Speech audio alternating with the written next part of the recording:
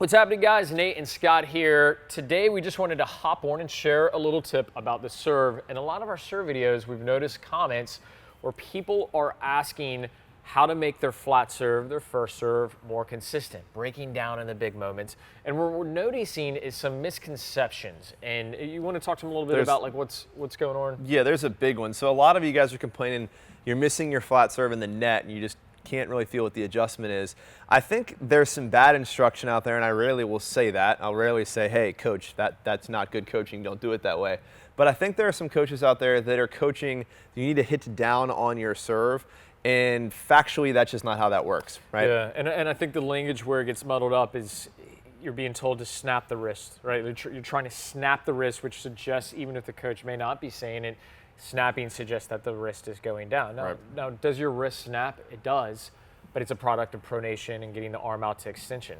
So instead of thinking about hitting down, what's happening on the serves, unless you're 6'7" and above, is you're actually hitting up even on your flat serve. This is the same concept as the misconception that you hear a lot, serving is like throwing a ball. And that's true, but I think a lot of people think we're talking about like a baseball pitcher where I'm throwing right towards you. It is like throwing a ball, but it's like throwing a Hail Mary where you're throwing up towards the ceiling. Yeah. So same concept. You're not throwing straight or hitting down. You're throwing or reaching up. You're releasing up, yeah. Right. And most of us know that for the kick serve, but the flat serve kind of gets away from us. So we're going to show you a couple things here.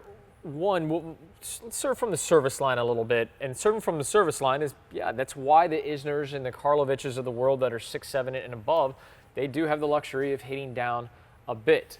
And that's science, right? You have to actually be 6'7", or I would assume there's a certain wingspan you've got to have to actually hit down, right? Yeah, it used to be that it was like a combined jump and extended arm would have to be 9 feet, and that's not necessarily true. Like physics disprove that. But what we do know is that for the players that are consistently hitting down, we're looking at 6'7" and above. So if you're shorter than 6'7", pay attention to this video. That's right. All right, so let's jump into it. We're taking a look at Scott serving from the service line, and this is really the only time that he would have the luxury of hitting down. This is the same reason that when you're hitting overheads, that it's easier to put them away because you do have the luxury of getting on top of the ball. The same reason that you can bounce an overhead over the opponent's fence because you're able to get down on the ball and really use internal shoulder rotation. Now, as Scott moves back here and is serving from the 60-foot line, this really illustrates what's happening with the 7-footers to where they are able to get on top of the ball. Their height with the extended arm and racket allows them to get more on top of the ball instead of swinging necessarily up. They're still swinging up. Their contact with the ball just isn't as flush. It's slightly on top. Now, as he goes all the way back to the baseline, even Scott at slightly above 6'2", he's still hitting up here. With the net being in the way and trying to put the ball into the service box, physics are just not going to allow him to hit down. So this is where he has to swing up.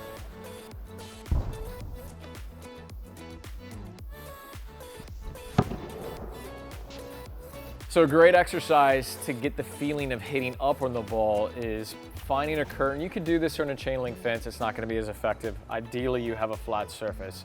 But here, Scott's going to go through his motion and he's going to trap the ball against the curtain at contact.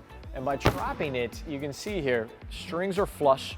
Even though the racket is coming up to the ball, underneath it, the racket meets it flush. Obviously, he couldn't hit down and still trap the ball. So let's see that maybe one more time. You don't have to do this fast. My suggestion is to keep the toss fairly close to the curtain, otherwise it's going to be bouncing off everywhere. But this is a great exercise to feel what it means to swing up to the ball and not hit down. Let's show you a second exercise now. Here, we're taking a look at a little bit more of an extreme example, but this is Scott serving from his knees. Just get something soft in your knees to make it more comfortable.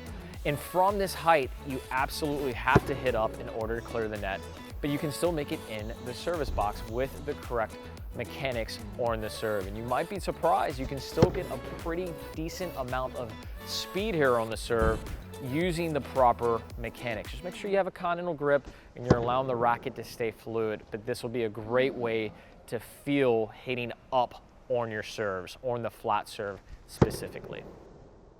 All right, guys, so to wrap this up, really easy to understand. The concept is you've got to swing up, snap your wrist up. You're not hitting down on the ball when you serve, so dispel that from the way you think about hitting your serve, and you're gonna find it's a lot easier to generate big, powerful flat serves consistently. Yep, and get out there, try those exercises, and I think that's actually gonna help a ton because there's only one way that you can do it. If you found this video helpful, hit the like button, maybe share it with somebody that's struggling on their first serve. Maybe it's your doubles partner and you need to get their first serve percentage up. And be sure to check out the link in the comment section if you want to check out Play Your Court absolutely for free. Faux free? Faux free. Thanks for watching, guys. We'll see you next time.